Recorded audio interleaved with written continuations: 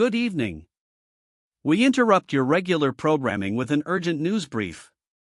Tonight, we investigate 3 disturbing incidents that have left investigators baffled and communities gripped by fear.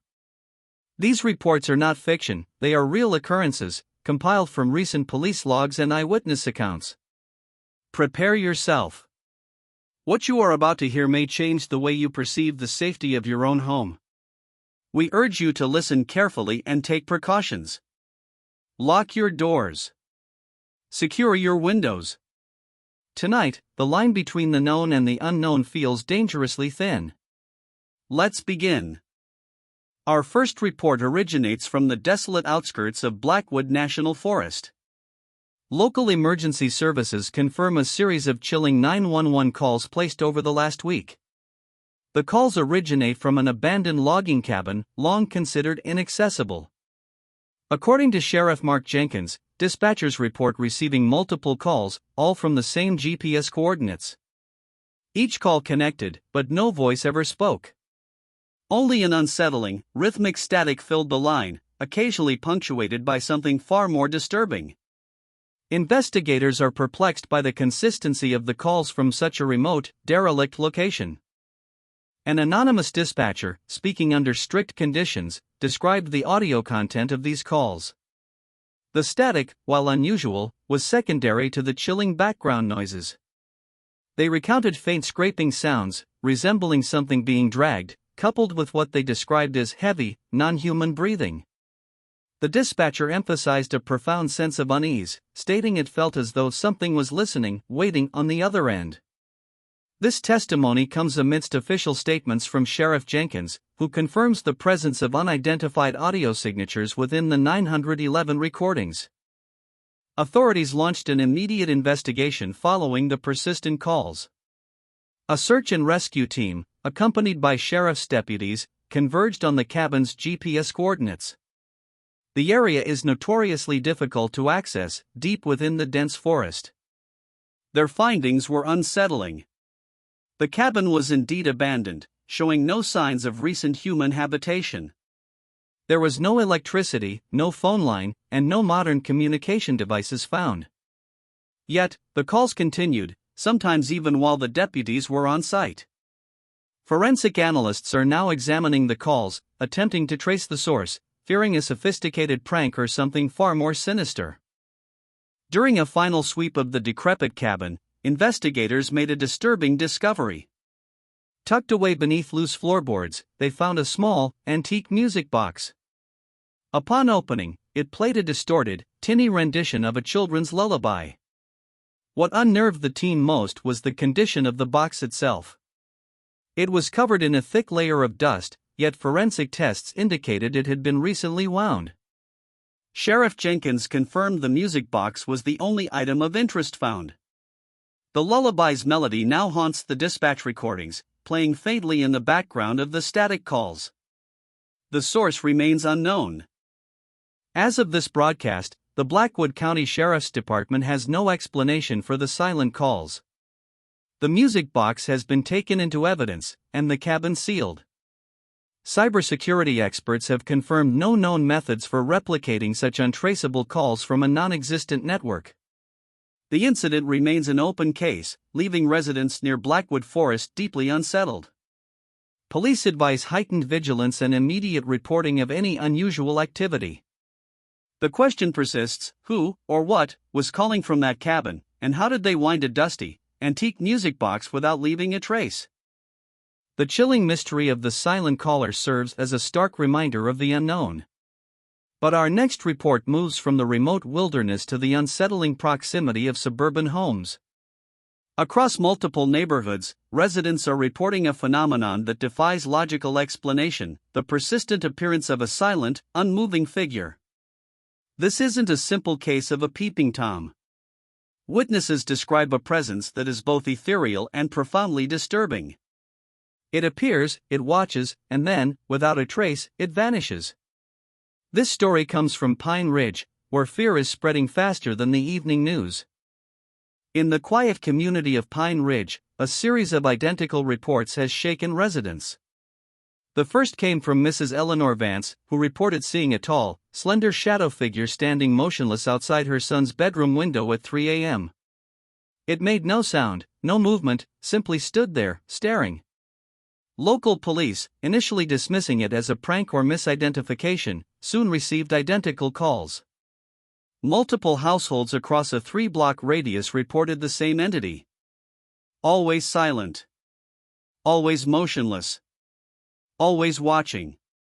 The sightings uniformly occur between 2 a.m. and 4 a.m., targeting children's bedrooms or ground-floor living areas. Mr. David Chen, a resident who reported a sighting, provided a chilling account. He described the figure as too tall, too thin, likening it to a tear in the fabric of the night. He emphasized its complete lack of movement, yet a palpable sense of cold dread emanating from its presence. Chen stated that upon his scream, the figure just faded rather than moving away. These descriptions are consistent across all witness statements, according to police spokesperson Officer Sarah Miller. The figure never reacts to light, sound, or direct confrontation. It simply appears, watches, and dissipates. The persistent sightings have escalated fear within Pine Ridge. Neighborhood watch groups have formed, and residents are installing additional security measures. Yet, surveillance footage has yielded no concrete evidence. Motion sensors frequently trigger, but review of the footage consistently shows nothing. According to local psychologist Dr. Evelyn Reed, the psychological impact is significant, fostering widespread anxiety and sleep deprivation. She notes the consistent nature of the reports, despite diverse witnesses, suggests a shared, profound experience rather than mass hysteria. Residents now sleep with lights on, and children are reportedly too afraid to look out their windows after dark. Pine Ridge police have increased patrols, but Officer Miller confirms no arrests have been made, nor have any suspects been identified. The figure leaves no footprints, no forensic evidence, and no disturbances to the property. Thermal imaging cameras have failed to detect a heat signature, further baffling investigators. The absence of physical proof contradicts the widespread, consistent eyewitness testimony. Residents are left with an unsettling truth: something is watching them, something that exists outside the realm of conventional understanding. The police department urges vigilance but admits they are facing an unprecedented challenge with no clear leads. The count of affected properties in Pine Ridge has now reached 28, with over 40 reported sightings of the shadow figure. Local authorities have exhausted all conventional investigative avenues. The community remains under a cloud of fear, with reports of families contemplating moving away. What is this entity? Is it a mass hallucination, or something far more sinister that defies our understanding of reality? The silence of the figure, its unwavering gaze, and its impossible disappearances continue to haunt the residents of Pine Ridge, making every window a potential portal to fear. Stay alert. From the silent observer to an even more intimate violation of personal space. Our final report details a series of bizarre occurrences that strike at the very heart of what we consider safe, our homes, and the objects within them. Residents of Oakwood Heights are experiencing a disquieting phenomenon where personal items vanish without a trace, only to reappear later under profoundly unsettling circumstances. This isn't theft, it's something far more subtle, more invasive, and utterly without explanation. Prepare for a story that will make you question the security of your most treasured possessions and the sanctity of your private space. In Oakwood Heights, the initial reports were isolated and dismissed as forgetfulness. Mrs. Helen Croft reported her reading glasses disappearing from her bedside table, only to find them days later in her refrigerator. Mr. Thomas Bell stated his car keys, left on the kitchen counter, reappeared in his shower. These seemed like isolated, quirky incidents. However, as more residents came forward, a pattern began to emerge. The objects were not merely misplaced, they were found in impossible, often disturbing, locations. These incidents began approximately 3 weeks ago, escalating in frequency and peculiarity. Police Detective Sarah Kim, assigned to the peculiar case, notes several consistent patterns. The vanished items are almost always objects of daily use: wallets, keys, jewelry, or small electronic devices. Their reappearance points to deliberate placement, often in locations that would be physically impossible for the owner to have placed them accidentally. Crucially, there are never any signs of forced entry into the homes. Security camera footage, where available, shows no intruders. It's as if the objects simply teleport.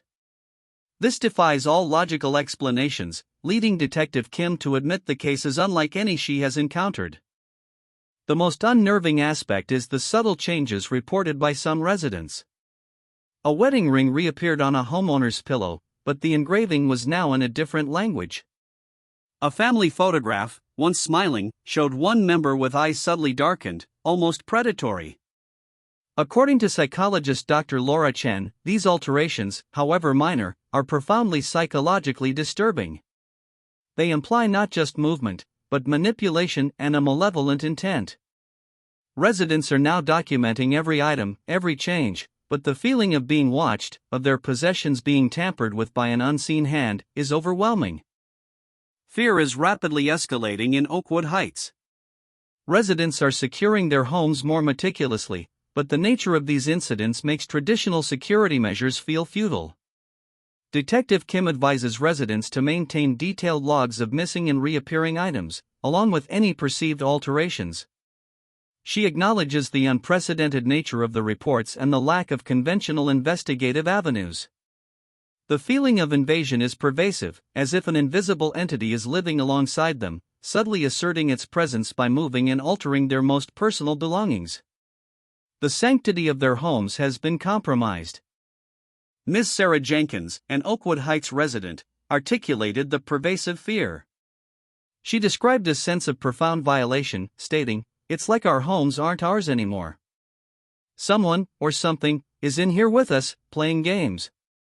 Her testimony echoes a common sentiment among affected homeowners: the helplessness against an unseen, undetectable force that manipulates their personal space. Detective Kim confirms the lack of any leads on a perpetrator or logical explanation. The community now lives with the terrifying realization that their most private spaces are not secure, their belongings are not their own, and an unseen presence may be watching their every move.